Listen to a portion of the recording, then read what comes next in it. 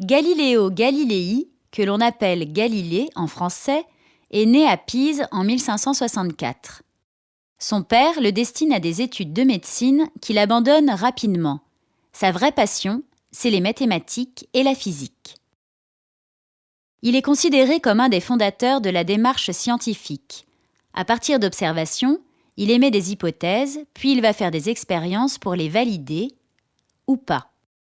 Il va ainsi montrer que deux corps de masse différentes, lâchés de la même hauteur, tomberont à la même vitesse et donc toucheront le sol en même temps. En 1609, Galilée s'inspire des longues vues élaborées par des opticiens hollandais pour mettre au point une lunette pouvant grossir les objets plus de 30 fois. Il fait quelque chose de complètement nouveau en la dirigeant vers le ciel et peut ainsi observer des choses que personne avant lui n'avait jamais vues. Les cratères de la Lune, les anneaux de Saturne, mais sans comprendre leur nature, et 4 satellites de Jupiter qui vont poser bien des problèmes par la suite.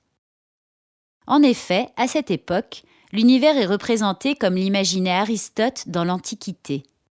C'est le modèle géocentrique où le Soleil, les planètes, la Lune et les étoiles tournent autour de la Terre. Galilée défend le modèle héliocentrique, décrit près d'un siècle plus tôt par l'astronome polonais Copernic, dans lequel les planètes sont en mouvement autour du Soleil.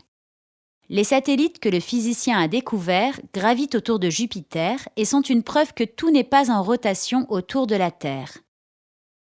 Ces nouvelles théories ne sont pas du goût de l'Église et de l'Inquisition qui n'acceptent que le modèle géocentrique. Galilée est jugé en 1634 et il doit se rétracter s'il ne veut pas finir sur un bûcher. Il mourra chez lui 8 ans plus tard, à l'âge de 77 ans.